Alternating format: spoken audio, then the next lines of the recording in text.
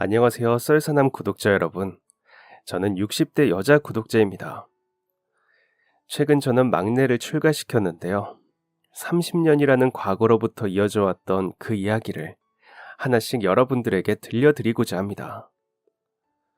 저는 20살이라는 이른 나이에 결혼을 했습니다. 결혼 상대는 저보다 10살 많았던 동네 아는 오빠였어요. 사랑해서 결혼한 건 아니었고, 가난했던 집안의 장녀라는 이유로 허울 좋은 집안의 맏며느리로 팔려간 거나 마찬가지였습니다. 그나마 다행이었던 건 저와 결혼한 남자가 나쁜 인간은 아니라는 것이었죠. 또 제 주변에는 그런 일들이 없지는 않았기 때문에 현실에 순응하는 게 그리 어려운 일은 아니었습니다. 솔직히 말하면 그런 일들이 흔하게 일어난다는 말도 아버지를 통해서 들은 이야기예요. 우리같이 못 사는 사람들은 다 이렇게 산다. 내 친구 딸내미도 얼마 전에 시집 갔다. 그때는 이 말을 철석같이 믿었죠.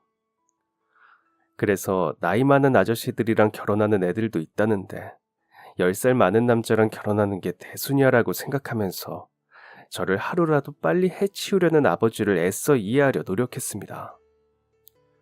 하지만 결혼한 지 얼마 되지 않아서 아버지의 말이 틀렸다는 걸 알게 되었어요. 저는 제 나이 또래 여자아이들이 다 저같이 사는 줄 알았는데 대학도 다니고 미팅도 하는 아이들이 많더라고요. 세상 어딘가에 저 같은 처지의 여자가 있기는 했겠지만 당시에 저는 저처럼 살고 있는 사람을 단 한 명도 보지 못했습니다. 젊은 시절을 즐기고 있는 20살 여자아이들을 보다 보면 질투도 나고 부럽고 여러 가지 감정이 교차하고는 했어요. 그래도 그나마 다행인 건 남편이 꽤 다정한 사람이었다는 것이었습니다. 요즘 젊은 친구들이 말하는 로맨티스트의 모습은 아니었지만 그래도 가정에 충실한 사람이었어요. 술을 즐기지도 않고 저에게 함부로 이야기하지 않았죠. 아내인 저에게도 늘 예의를 차리는 게 느껴졌습니다. 그런데 저는 그때 깨달았어야 해요. 남편이 예의를 차린다고 느껴졌던 이유는 남편이 벽을 세우고 있었기 때문이라는 것을요. 저는 결혼한 지 3년 만인 23살에 아이를 낳았습니다. 시부모님은 크게 기뻐하셨죠.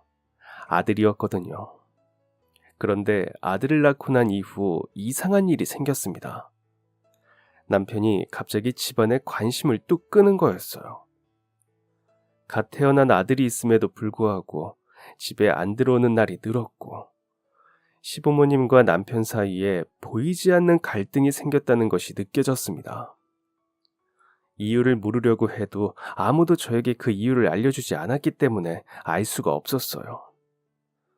그래도 며칠에 한 번씩은 얼굴을 비춰주었는데 이제는 얼굴도 비추러 올 생각도 하지 않더군요. 처음엔 남편을 하염없이 기다렸지만 아이를 기르고 시부모님을 부양하는 데 집중하다 보니 시간이 속절없이 흘러 어느 순간부터는 남편을 의식하지도 않고 있었어요. 그러던 어느 날 저는 알고 싶지 않았던 진실을 알게 되었습니다. 아주 오랜만에 집에 들어온 남편은 술에 취해 있었어요. 모두가 잠든 시각에 귀가한 남편은 소리를 지르며 집안 사람들을 깨웠죠. 시부모님은 놀라서 뛰쳐나오셨고 아이는 시끄러운 소리에 놀라 잠에서 깨 울기 시작했습니다. 술을 안 마시는 사람은 아니었지만 한 번도 만취해서 집에 들어온 적이 없었어요. 게다가 이렇게 술주정을 할 만한 사람도 아니었죠. 저는 당혹감을 지울 수 없었습니다. 저는 우는 아이를 품에 안고 거실로 나갔습니다. 남편과 시아버지가 실랑이를 하고 있더군요. 하지만 연로한 시아버지가 건장한 남편을 힘으로 어찌할 도리는 없었습니다. 시아버지는 자꾸만 남편을 내쫓으려고 하셨어요. 아무리 술에 취해 들어왔어도 씻기고 재우면 될 텐데 왜 굳이 내보내려고 하시는지 이해가 되지 않았죠. 나중에는 아예 이러지 말고 나가서 얘기하자라고 하시더라고요. 저는 그 광경을 보며 기시감을 느꼈습니다. 남편은 시아버지를 거칠게 뿌리치고 표효하듯이 소리쳤습니다. 내가 무슨 죄가 있다고 이래? 어딘가 억울해 보이는 모습이었죠. 시부모님은 어쩔 줄 몰라 하며 남편을 끌어당겼지만 남편은 꿈쩍도 하지 않았습니다. 그 순간 남편이 번뜩이는 눈빛으로 저를 바라보았어요. 그래, 이게 다 당신 때문이야. 뭐하러 10살이나 많은 남자한테 시집을 와? 죽어도 시집 못 간다고 악을 썼어야지. 왜 가만히 있는 제게로 화살이 향한 건지 모를 일이었죠. 시어머니는 남편의 등짝을 찰싹찰싹 때리며 조용히 하라고 하셨고, 제게는 어서 아이를 데리고 방으로 들어가라고 하셨습니다. 제가 주춤거리며 뒷걸음질 치자 남편은 또다시 소리를 쳤어요. 어딜 가? 끝까지 들어! 저는 그 자리에서 굳어버렸습니다. 시아버지가 저를 방으로 밀어넣듯 하셨음에도 들어갈 수 없었어요. 왜인지 남편이 하려고 하는 말을 들어야 할 것 같았습니다. 남편은 시부모님에게 이렇게 말했어요. 그렇게 손주가 갖고 싶으셨습니까? 그깟 핏줄이 뭐라고 아들을 이혼까지 시켜요, 예? 누군가 제 머리를 치고 지나간 것 같았습니다. 나는 남편과 이혼한 적도 없고 이혼하고 싶었던 적도 없는데 이혼이라니. 남편이 하는 말은 자신에게 이혼 경력이 있다는 것과 같았습니다. 남편은 더 이상 술에 취한 것으로 보이지 않았어요. 자식 못 낳는 며느리라고 쫓아낸 거라면서요. 나는 아내가 나한테 정이 떨어진 줄 알았어요. 하긴 잘 살던 와이프가 갑자기 이혼하자고 했을 때부터 내가 알아봤어야 했어. 그러니까 이 일을 정리해보자면 남편은 한 번 결혼을 한 적이 있었고 갑작스럽게 전 아내에게 이혼 요구를 받은 거였습니다. 이혼하고 싶지 않았지만 아내의 요구로 이혼하게 된 거죠. 그때는 몰랐는데 자식을 낳지 못한다고 시부모가 지독하게 괴롭히셨더군요. 이 사실을 알고 나니 남편도 시부모님도 모두가 원망스러웠습니다. 왜 하필이면 아이를 낳은 이 시점에 이런 사실을 알려주는 건지. 아내에게 버림받았다는 상실감에 어쩔 수 없이 나를 아내로 받아들인 남편과 시바지가 필요해서 나를 며느리로 삼은 시아버지를 보니 구역질이 나더군요. 저는 그 자리에서 버티지 못하고 아이를 둔 채 뛰쳐나왔어요. 결혼 후 딱 2번 발걸음했던 친정에 가서 한동안 지냈습니다. 그 사이에 남편과 시부모님이 몇 번 찾아오셨지만 저는 이를 악물고 버텼어요. 아이가 너무나도 보고 싶었지만 그 사람들의 얼굴을 볼 자신이 없었습니다. 그렇게 일주일 정도가 지났을까요? 멀리 일하러 나가셨던 아버지가 집에 오셔서 자초지종을 들으셨습니다. 아버지는 저를 부르시고는 이렇게 말씀하셨어요. 남자가 이혼 한 번 한 게 무슨 흠이냐? 첩을 끼고 사는 것도 아니고 전 부인을 잊지 못해서 그러는 걸로? 아휴, 여자가 너무 그러는 거 아니다. 어? 여자가 질투가 심한 것만큼 보기 싫은 게 없어. 아버지 눈에는 이게 질투로 보이세요? 이혼한 건 그래, 그렇다 쳐요. 그런데 지금은 내가 아내잖아요. 나한테 조금의 미안함이 있었다면 적어도 내 눈앞에서 그래서는 안 되죠. 할 말이 더 많았는데 저는 말을 잇지 못했습니다.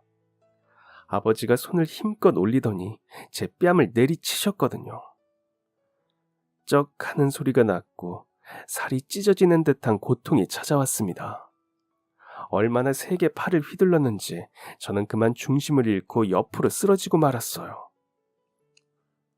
시바지로 시집간 거면 그냥 입 다물고 살아. 이제 와서 뭐 어쩌라고 여기서 이래.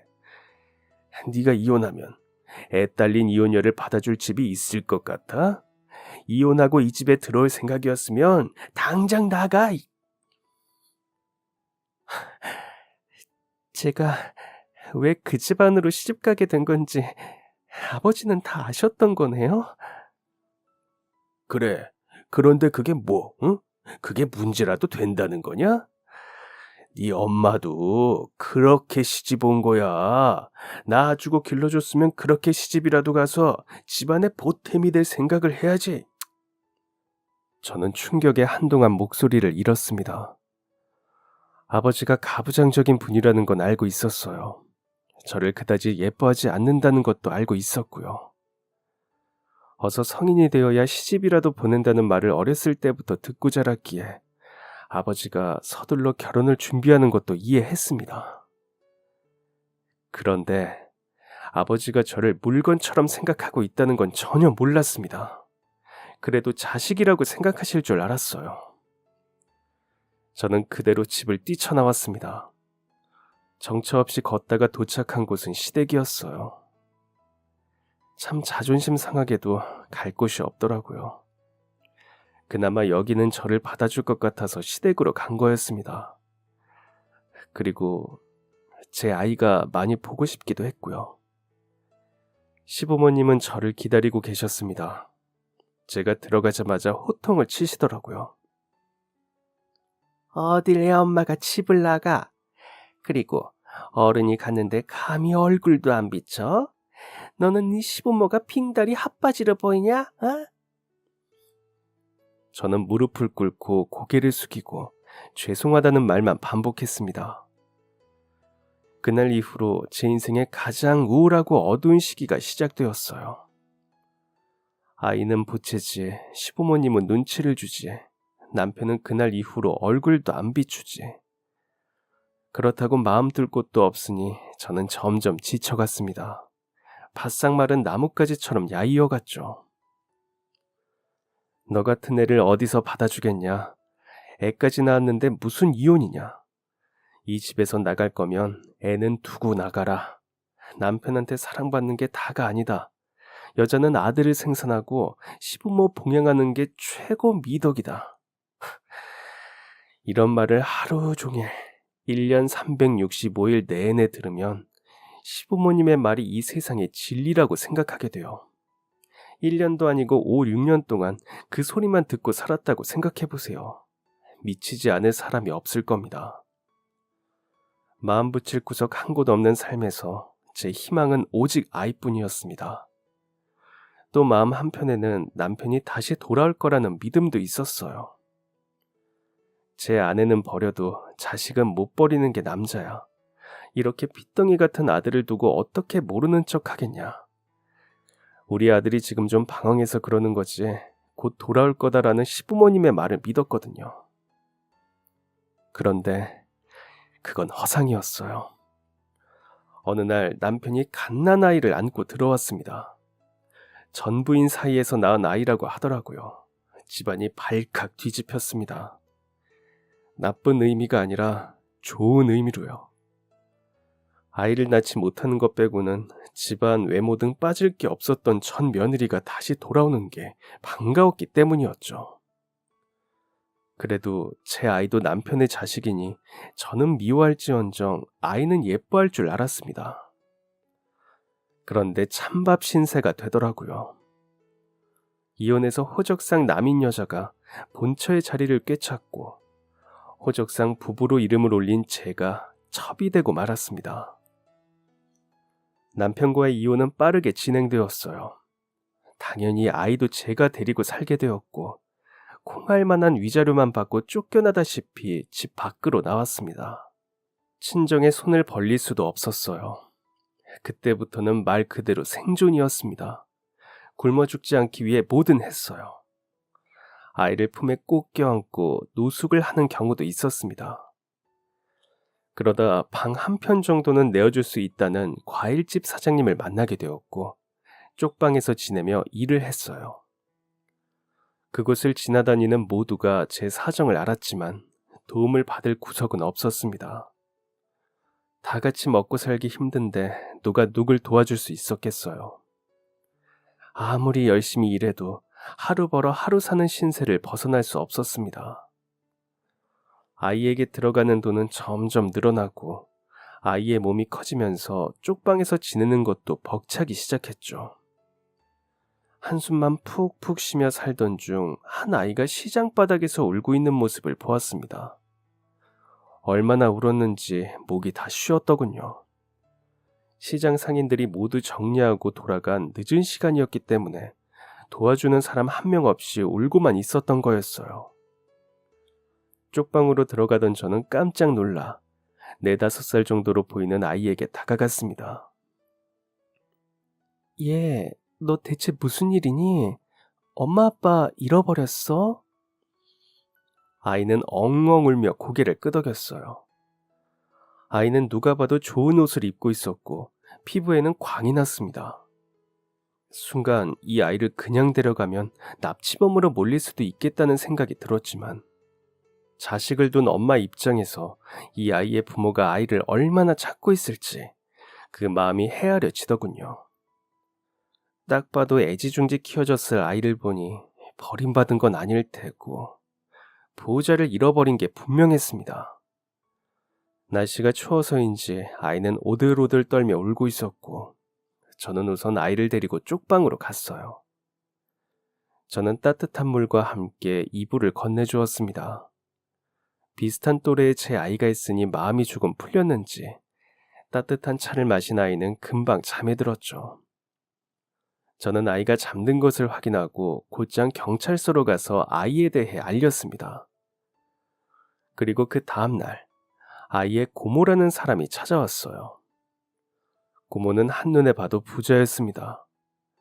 아이는 막내 동생의 아들이었는데 오랜만에 만난 조카와 이곳저곳을 구경하다가 인파에 쓸려 아이를 잃어버렸다고 했죠. 시장 쪽에는 발걸음도 하지 않았는데 대체 어떻게 여기까지 흘러 들어온 것인지 영문을 모르겠다며 저에게 거듭 감사 인사를 건넸어요. 여자의 몸으로 홀로 아이를 키우며 별의별 무시를 다 받았는데 부잣집 사모님처럼 보이는 사람이 계속 머리를 숙이니 어찌할 바를 모르겠더라고요. 이 추운 날씨에 애 혼자 밤새 떨고 있었을 것 생각하면 아휴, 아직도 눈앞이 아찔해요. 정말 감사합니다. 저는 괜찮다고 말하며 아이와 고모를 보내려 했습니다. 그런데 그때 아이의 고모가 뜻밖의 질문을 했어요. 실례가 드는 질문일 수도 있는데 혹시 여기서 아이와 함께 지내시는 건가요? 성인 2명은 절대 못 놀 공간에 짐이란 짐은 우겨놓고 아이와 지내던 그 쪽방을 의미하는 것이었죠. 저는 얼굴이 시뻘개져서 서둘러 쪽방 문을 닫았습니다. 아이고, 곤란하게 해서 정말 죄송해요. 그냥 저는 정말 죄송해요. 괜한 이야기를 했죠. 아이를 돌봐주신 것에 대한 사례는 제가 충분히 하겠습니다. 정말 감사했습니다. 그렇게 그분은 서둘러 자리를 떠났습니다. 그런데 아이의 고모는 얼마 지나지 않아 다시 찾아왔어요. 그 후로 연락이 없길래 그냥 잊어버렸나 했는데 아주 깜짝 놀랄 만한 소식을 들고 왔더라고요. 아이의 고모는 저에게 자기 집에서 가정부로 일하지 않겠냐고 물었습니다. 조건도 파격적이었어요. 아이와 제가 지낼 만한 공간을 만들어줄 거고 함께 일할 사람이 한 명 있으니 그 사람과 일을 나누어 하면 된다고 했죠. 상주 가정부이기 때문에 월급도 높았고 주기적으로 휴가까지 보장해 주었습니다. 솔직히 아이와 함께 머물 수 있는 공간만 마련된다면 월급이 좀 적어도 괜찮았을 거예요. 아이의 고모가 말하는 조건은 제가 거절할 수 없는 것이었습니다. 하지만 한 가지 의아한 부분이 있었어요. 그런데 이렇게 좋은 조건이라면 저 말고도 능숙한 분들이 하실 수도 있을 거예요. 게다가 저는 아이도 있고 댁에서 지내면서 저희 아이가 실수라도 하면 어떡하나 걱정도 되고요. 그러자 아이의 고모, 사모님은 부드럽게 웃으며 이런 이야기를 들려주었습니다. 사실 저희 가족도 비슷한 곳에서 지냈었거든요. 아버지 돌아가시고 가세가 완전히 기울었었는데 어머니와 삼남매가 이런 곳에서 살았었어요. 다행히 어머니의 가게가 잘 돼서 살림살이도 나아졌고 형제들의 형편도 넉넉해졌지만 저희는 여전히 그때를 기억하고 있어요. 아, 그렇다고 동정한다거나 그런 건 절대 아니에요. 그냥 혼자서 자식들 먹여 살리며 아등바등 사셨던 어머니의 모습이 생각나서 제가 이런 제안을 하게 된 거예요. 그리고 아이는 너무 걱정하지 마요. 저희 부부는 아이가 없어서 항상 적적했거든요. 그러니까 아이가 있으면 오히려 좋을 거예요. 이렇게까지 얘기해 주시는데 제가 어떻게 감히 거절할 수 있겠어요. 희망이라고는 보이지 않는 어두운 터널에 한 줄기 빛이 들어오는 순간이었습니다. 저는 곧장 짐을 정리해 사모님 댁으로 향했습니다. 외관부터 으리으리하더라고요. 저와 아이가 지낼 방이라며 내어준 방도 대단했습니다. 침대는 푹신푹신했고 침구류에서는 포근한 햇살 냄새가 났죠. 씻는 곳도 방 안에 마련되어 있었는데 쾌적하고 청결했습니다. 외풍도 들어오지 않아서 따로 난방을 안 했는데도 따뜻했어요. 방이 넓어서 한편에는 아이가 놀 수 있을 정도의 공간도 있었고 저희를 배려해 주셔서 아이들이 쓸 만한 장난감도 마련해 주셨습니다. 언젠가 영화에서 부잣집의 모습을 본 적이 있었는데 딱 이런 모습이었어요. 저와 함께 일하게 될 거라는 분은 상주 가정부는 아니었고 출퇴근을 하는 분이었습니다. 나이가 저희 어머니 뻘이기도 했고 집에서 오래 일하신 분이라 마주칠 때 어쩔 수 없이 불편한 부분이 있었는데 그분은 사모님 댁에서 지내지 않으니 쉬는 시간은 온전히 저와 아이의 시간으로 보낼 수 있었어요. 또 언덕 위에 있는 사모님 댁까지 도보로 다닐 수는 없으니 운전면허를 따서 차를 쓸 수 있게도 해주셨습니다. 더 나아가서 쉬는 날에는 아이와 함께 놀러 갈 수 있도록 차를 빌려주시기까지 하셨어요. 처음에는 아이와 함께 있다는 것에 눈치가 보이기도 했습니다. 당연한 일이었죠. 그래서 아이에게는 참 미안하지만 혼도 많이 냈습니다. 사장님 네 분들이 생활하는 곳에는 절대 들어가지 못하게 했는데 실수로라도 발걸음을 하면 호되게 아이를 혼냈죠. 마당에서 큰 소리를 내며 뛰어다니기라도 하면 그날은 큰일이라도 난 것처럼 아이를 잡았습니다. 사장님 네 분들이 지내는 곳에 들어가지 못하게 하는 건 당연한 것이지만 마당에서 뛰어노는 것 정도는 아이가 큰 소리로 웃으며 뛰어다니는 것 정도는 품어줘도 됐지 않을까 싶습니다. 두 분이 안 계신 상황이었다면요. 하지만 그때 저는 매우 미성숙했고 이런 환경에서 일하는 것을 놓치고 싶지 않았어요. 그래서 당시에는 이렇게 하는 게 아이를 위한 일이라고 생각했습니다. 조금 엄하게 대하기는 하지만 아이를 진짜 위한다면 아이가 계속해서 이런 환경을 누릴 수 있도록 엄마로서 최선을 다해야 한다고 생각했어요. 그런데 그 생각이 깨져버리는 사건이 생겼습니다. 그리고 그 중심에는 사장님 부부가 있었어요. 그날은 아이를 혼낸 다음 날이었습니다. 평소보다 크게 혼이 난 아이는 다음날 아침까지도 기가 죽어 있었죠. 풀이 죽은 아이의 모습을 보니 마음이 아팠지만 이것이 아이를 위한 일이라고 생각했습니다. 사장님 부부는 아이가 꼭 인사를 하고 학교에 가길 바라셨어요.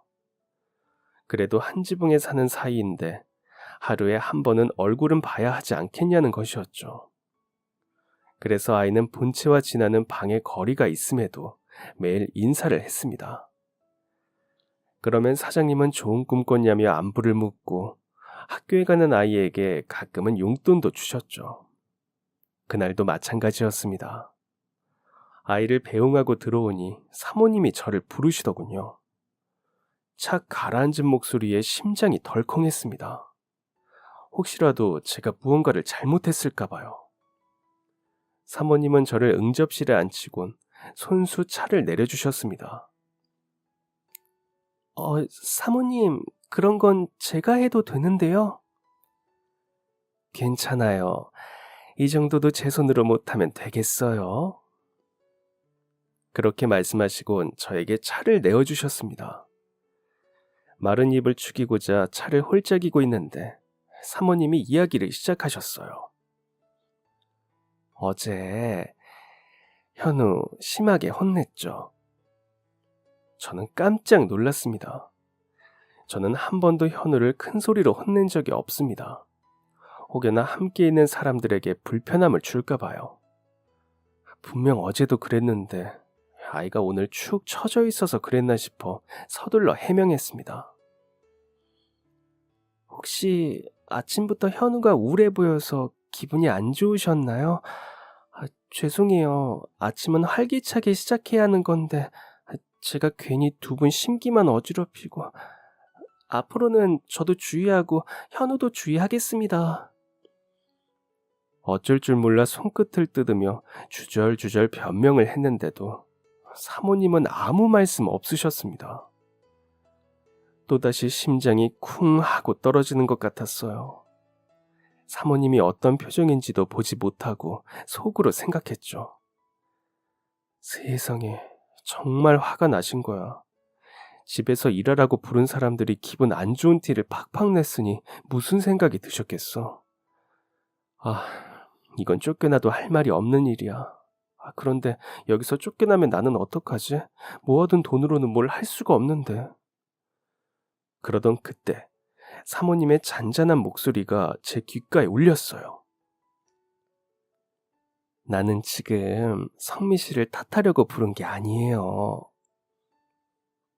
그러면 왜 저를...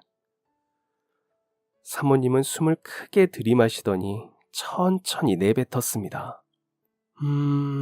자식 교육은 부모가 해야 하는 것이니 내가 왈가왈부할 것도 아니고. 난 부모가 되어본 적이 없으니 성미 씨의 마음을 완전히 이해하지는 못하지만 그래도 이 얘기는 해야 할 것 같아요.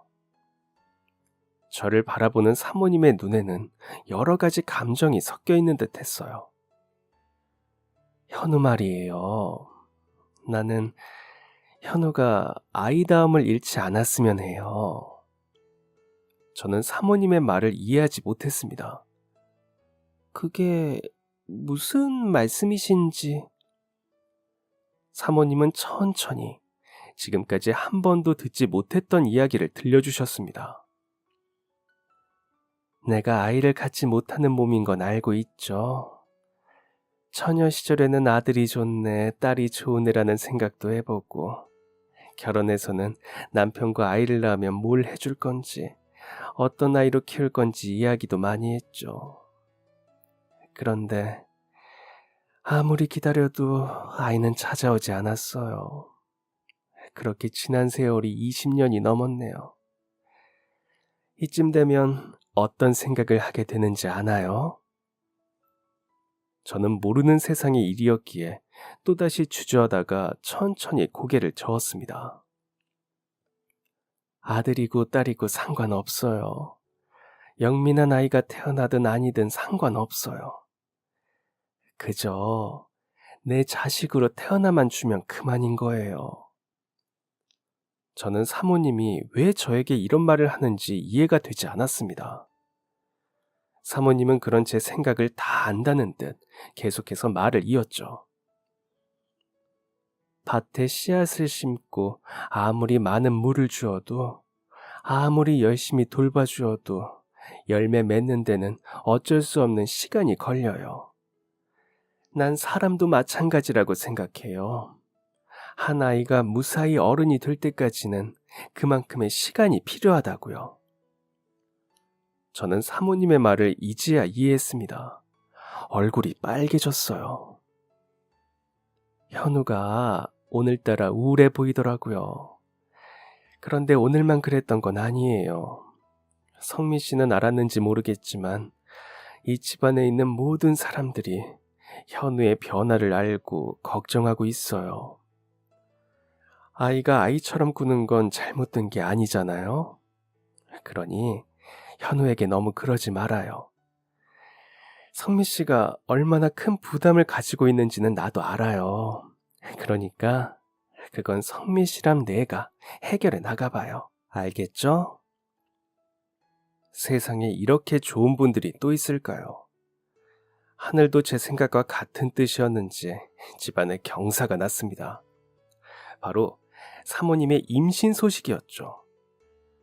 자녀를 갖는 건 완전히 포기한 상태였기 때문에 그 누구도 임신 소식을 선뜻 믿기 어려워했어요. 하지만 사모님의 배는 점점 불러왔고 사모님은 산모와 아이의 건강을 위해 대외 활동을 모두 멈췄죠. 아무래도 대단한 노산이었으니까요. 의사를 포함해 모두가 사모님과 아이를 걱정했지만 정말 다행스럽게도 아이는 건강하게 태어났습니다. 사내 아이였죠. 도련님은 건강하게 자라 5살이 되었고 어느덧 중학교에 올라간 제 아들 현우는 도련님을 친동생처럼 챙겼어요. 그런데 갑작스러운 사고가 터졌습니다. 저와 함께 일하던 가정부 한 분이 갑자기 일을 그만두시더니 집안에 빨간 딱지가 붙기 시작했어요. 사장님은 집을 비우는 날이 많아지셨고 집은 경매로 넘어갔습니다. 임금을 줄 돈이 없으니 사모님은 저를 내보내려고 하셨습니다. 하지만 저는 한순간 돌아설 수가 없었어요. 부모와 남편에게 배신당했던 저를 구해준 게 바로 사모님이었으니까요. 하지만 사모님의 완강한 뜻을 거스를 수는 없었고 저는 사모님 댁과 가까운 곳에서 지내며 사모 사장님의 근처를 맴돌았습니다. 그러던 중 충격적인 소식이 들려왔어요. 바로 사장님 부부의 부고 소식이었죠. 믿을 수가 없었습니다. 그렇게 탄탄한 사업체를 운영하던 분들의 회사가 한순간에 망하고 두 분이 목숨을 잃을 때까지 걸린 시간은 고작 3개월이었어요. 하늘도 무심하시지. 느지막하게 얻은 아들을 보며 생전 경험해보지 못한 기쁨을 누리고 있는 사람들을 데려가다니. 도련님은 겨우 5살이었습니다. 저는 장례식이 진행되는 내내 그 자리를 지켰습니다. 그러면서 알게 된 건 도련님이 집 안에서 천덕꾸러기 신세가 되었다는 것이었어요. 형제들이 어려운 시간들을 함께 겪으면서 자라 돈독한 줄만 알았는데 그게 아니었더라고요. 결국 제가 도련님을 데려다 키우게 되었습니다. 생판 남인 사람에게 조카를 맡기면서도 도련님의 친척들은 걱정하는 기색 하나 없더군요. 저와 아들 현우, 도련님 사이에는 많은 변화가 있었지만 어찌 보면 큰 변화가 없는 것 같기도 했습니다. 아들이 도련님에게 워낙 잘했다 보니 도련님도 아들을 잘 따랐고 저는 도련님의 아기 때부터 함께 해온 사람이었으니 도련님은 저 그리고 아들과 함께 있는 상황을 어색하지 않았어요. 다만 한 번씩 부모님을 찾기는 했습니다. 아직 어리니 죽음이라는 말의 의미를 잘 몰랐겠죠. 그저 먼 곳으로 두 분이 여행을 간 것이라고만 이해했습니다. 처음에는 도련님이라는 말이 입에 붙어 계속 도련님, 도련님이라고 했지만 사람들의 눈치를 보며 호칭을 바꿨어요. 하지만 여기서는 구분을 위해 도련님이라고 칭하겠습니다. 도련님을 아들 현우를 대하듯 하니 사람들은 제가 두 아이의 엄마인지 알더군요. 아유, 엄마가 늦둥이를 낳았네. 아유, 귀여워라. 저는 그 말에 딱히 반박을 안 했습니다. 저는 도련님을 제 친자식처럼 키우고 있었으니까요. 제게 늦둥이 둘째 아들을 가진 미혼모라는 수식어가 붙는 건 괜찮았습니다. 그런데 문제는 다른 곳에서 터졌어요. 초등학교 고학년이 되었을 때 도련님이 평소에 안 하던 행동을 하기 시작했습니다. 왜 그러는 건지 물어봐도 대꾸조차 하지 않고 뭐가 불만인지 항상 볼멘 소리만 했어요. 타일러 보기도 하고 혼도 내봤지만 한번 바뀐 태도는 당최 바뀔 줄 몰랐습니다. 현우라도 있었으면 그 나이 남자아이들의 심리에 대해 물어라도 봤을 텐데. 아들 현우는 성인이 되자마자 군대에 가 있었습니다. 남편이 있는 것도 아니고 도련님을 보듬어줄 집안 어른도 없다 보니 답답한 마음만 커졌어요. 대체 왜 그러는 건지 이유라도 알려주면 좋겠는데 미치고 팔짝 뛸 노릇이었죠. 도련님이 갑자기 이상해진 이유는 학교에서 찾을 수 있었습니다. 제가 친엄마가 아니라는 소문이 돌면서 몇몇 아이들이 도련님에게 대놓고 이런 질문을 한 것이었어요. 야, 너네 엄마 친엄마 아니라며? 그럼 너네 친엄마는 어디 있어? 악이 있는 질문은 아니었지만 몇 번씩이나 반복된 이 질문은 도련님의 마음에 생채기를 남기기에 충분했습니다. 도련님은 제가 친엄마가 아니라는 것을 알고 있었어요.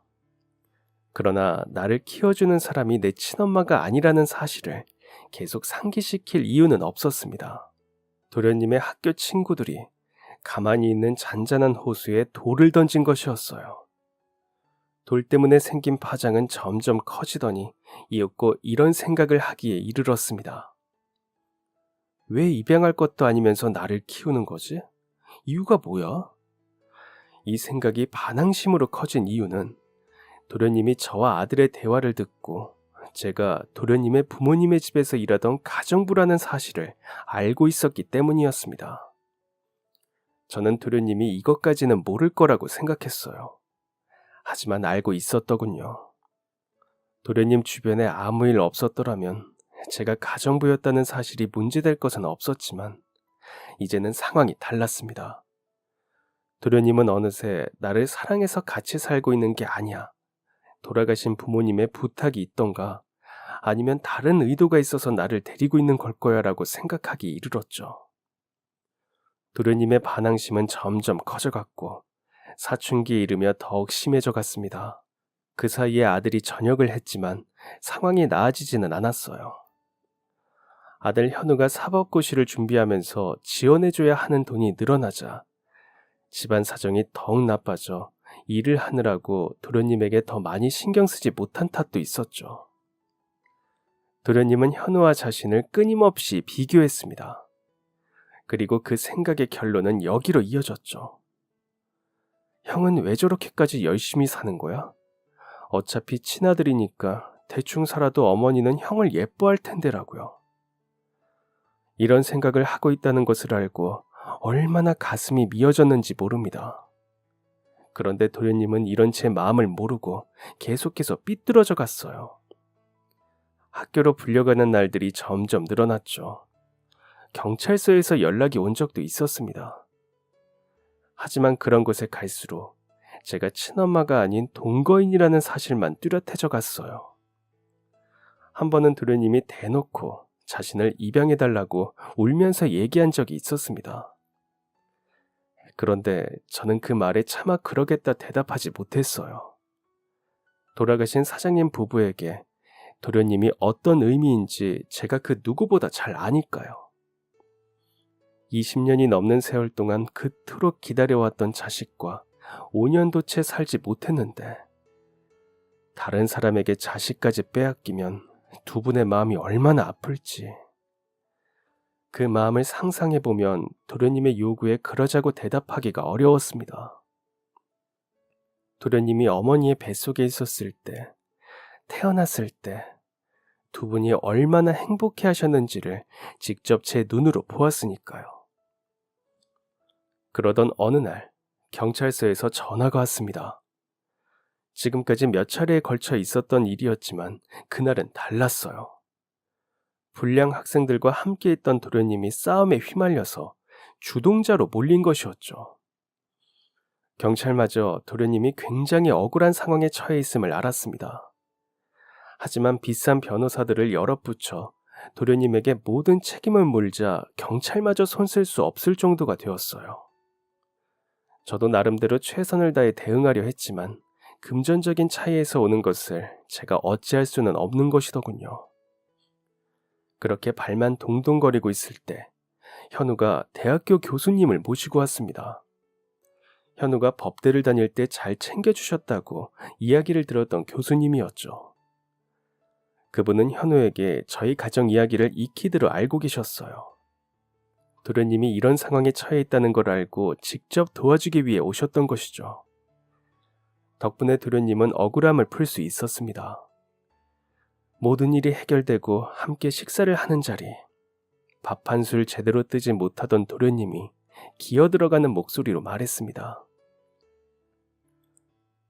도와주셔서 감사해요. 저는 대답했습니다. 도와줬다니.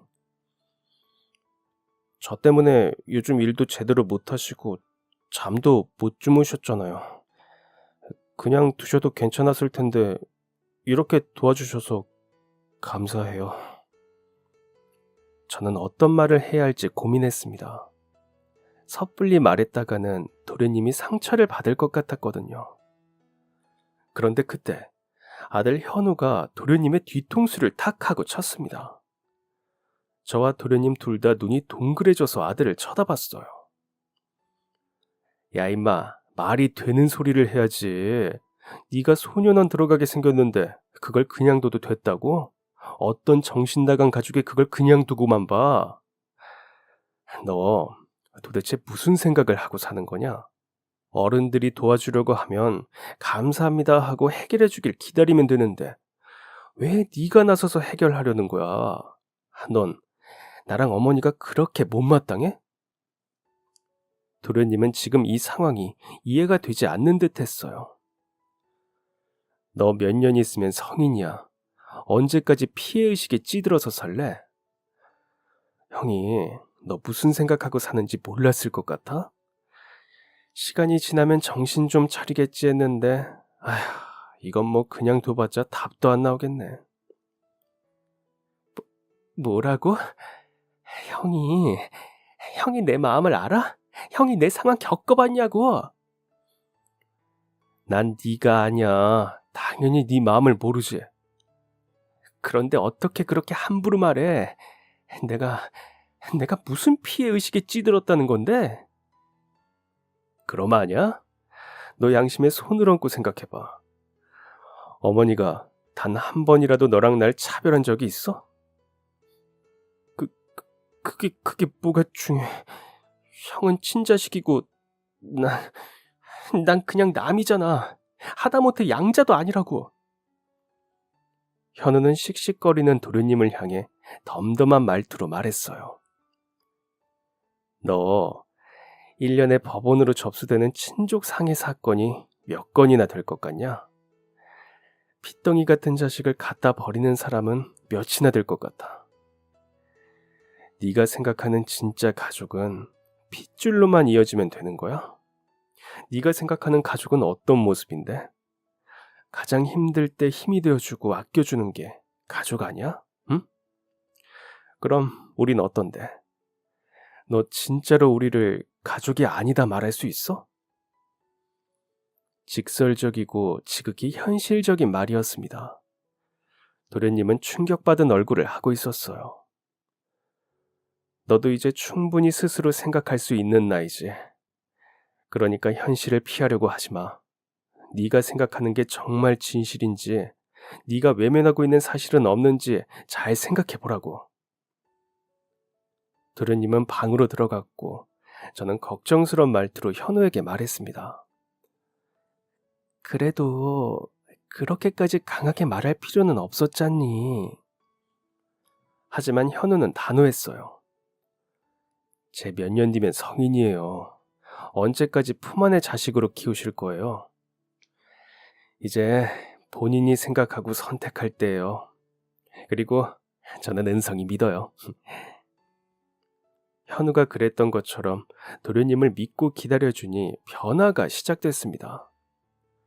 매일 성실하게 등교를 하기 시작했고 공부에 매진했어요. 더 이상 나쁜 친구들과 어울리지 않았습니다. 갑자기 변한 태도 때문에 어울리던 친구들과 척을 졌지만 그럼에도 불구하고 꿋꿋이 고등학교를 무사히 졸업했습니다.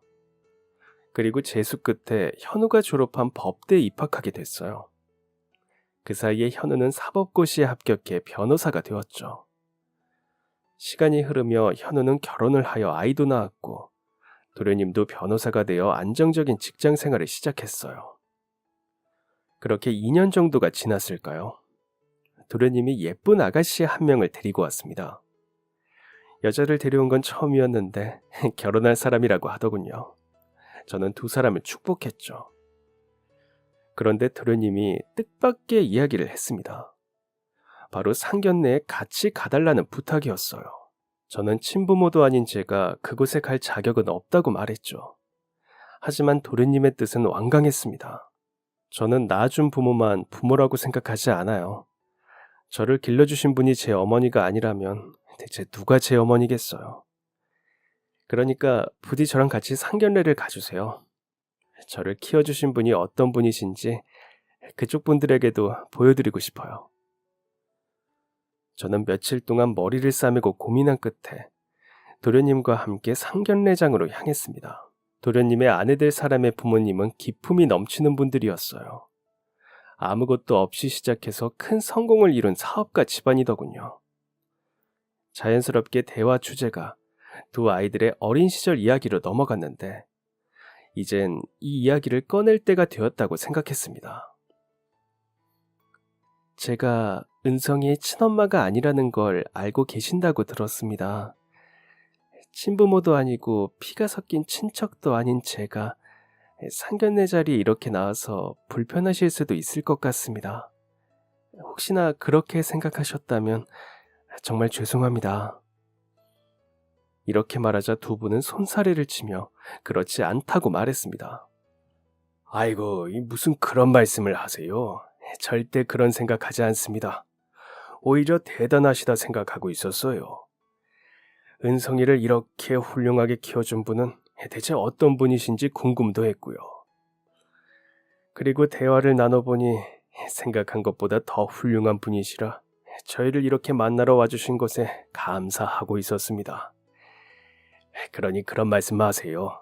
저희가 더 죄송해지네요. 은성이가 참 좋은 집안의 여자와 결혼을 하는 것 같아 마음이 놓이더군요. 이후로도 저와 도련님이 함께 살게 된 사정에 대해 이야기를 하게 되었습니다. 이 정도로 자세한 이야기는 도련님도 잘 모르는 이야기였죠. 그런데 이야기가 거의 마무리되어 갈 즈음 장인될 분의 표정이 어두워졌습니다. 무언가를 골똘히 생각하던 그분은 진지한 표정으로 물었어요. 혹시 은성이 친아버지의 성함이 김상자 철자 맞으신가요? 저는 깜짝 놀라서 그렇다 대답했습니다. 이후로 그분은 사장님이 운영하시던 회사의 이름, 업종 등을 하나하나 물었어요. 그리고 놀랍게도 모두가 정답이었습니다. 그분은 숨을 크게 들이마신 뒤 손수건에 얼굴을 묻었습니다. 눈물을 닦는 듯 했어요. 그렇게 숨을 고르고는 이렇게 말했습니다. 은성이의 친아버지가 제가 모시던 사장님이었네요. 모두가 입을 떡 벌리고 그 이야기에 집중했습니다. 제가 이렇게 회사를 키울 수 있었던 데는 김 사장님의 가르침이 있었기 때문이었어요. 장모될 분도 놀라서 물었습니다. 어머, 그럼 당신이 매일같이 말하던 그 은사님이 은성이의 아버지라는 말인 거죠? 장인은 고개를 끄덕였습니다. 아이고, 이 세상에 이런 일이 다 있나. 제가 이 세상에서 가장 존경하는 분이 은성이의 아버지입니다. 사회초년생이었던 시절 그분의 경영 철학을 보면서 많은 걸 배웠어요. 직원들을 대하는 태도, 거래처와 신뢰를 쌓는 방법. 그런데 갑자기 회사가 문을 닫고 소식을 알 수 없어 슬펐는데 이렇게 사장님의 흔적을 보게 되네요. 아휴, 정말 이게 바로 운명인가 봅니다. 장인은 사회초년생 시절 사장님의 회사에 다니면서 큰 은혜를 입었다고도 했습니다. 입사한 지 얼마 되지 않아서 어머니가 쓰러지셨고 이후에 막내 동생이 쓰러졌습니다. 큰 병에 걸린 사람이 집안에 둘이나 있게 되니 가세는 기울기 시작했고, 저와 형이 아무리 열심히 일을 해도 어머니와 동생의 수술비를 마련할 수가 없었어요. 더 이상 수술을 미룰 수 없었기에 사치라도 써야 하나 고민하던 중 누군가가 수술비를 전액 내주었다는 연락을 들었습니다. 저는 입을 막으며 말했습니다. 설마... 네, 맞습니다. 사장님이었어요. 그때의 감격은 이루 말할 수가 없어요. 또 너무 놀라서 온몸에 소름이 돋을 정도였습니다. 당시 저는 회사에서 일한 지 몇 개월밖에 안 된 말단 직원이었거든요. 그런데 그런 저를 위해 그 큰 돈을 선뜻 내주셨다니. 그날 이후 이 회사에 뼈를 묻겠다고 다짐했고 회사를 위해 정말 열심히 일했습니다. 사장님이 안 계셨다면 저는 지금까지 빚쟁이들에게 쫓기고 있을지도 몰라요. 그럼 아내를 만나지 못했을 거고 우리 딸도 이 세상에 없었겠죠. 저에게 사장님은 단순히 월급 잘 주는 사장이 아니었어요. 집안의 은인이었습니다. 그런데 그런 사장님의 아들이 제 사위가 된다니 참. 이게 얼마나 감사한 일인가요? 도련님은 눈물을 흘리고 있었습니다. 자신이 모르던 친부의 이야기를 처음 들은 거니까요. 저도 놀라웠는데 도련님은 어떨까요? 이후 장인어른은 오랫동안 살며 이곳저곳에 세월의 흔적이 남은 저희 집을 전체 리모델링 해주었고 아들 현우에게는 좋은 차를 선물해 주었죠. 둘이서 작게 시작하고 싶다던 도련님에게는 아파트 하나를 해주었고 말이죠. 도련님은 세상에서 가장 사랑받는 사위일 것입니다. 저 또한 가장 존경받는 사돈이겠죠. 도련님, 아니, 이제는 제 아들이 된 은성이에게 행복하냐고 물은 적이 있습니다. 은성이는 자신이 이 세상에서 가장 행복한 사람일 것이라고 자신 있게 말했죠. 은성이는 결혼 후 저의 정식으로 아들이 되었습니다. 참 멀리 돌아왔네요. 60이 넘은 지금 이렇게 사연을 적으며 제 인생을 돌아보니 참으로 많은 일이 있었구나 싶습니다. 힘든 시간도 많았지만 결국은 이렇게 행복한 사람이 되었으니 세상엔 감사하지 못할 것이 하나도 없는 듯합니다. 그럼 지금까지 사연 들어주셔서 감사합니다. 사연이 재미있으셨다면 구독과 좋아요 부탁드려요. 감사합니다. 안녕히 계세요.